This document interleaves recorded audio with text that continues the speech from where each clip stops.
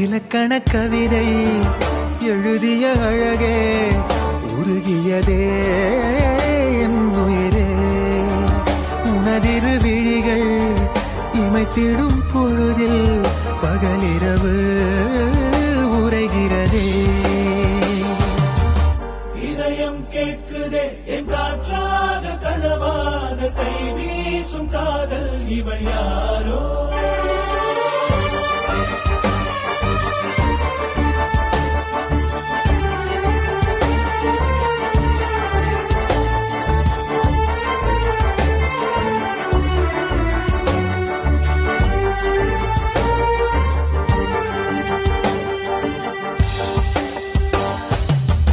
தேவதையின் விழியில் விழா காணும் பொன்வானம் அழைக்குது அருகில்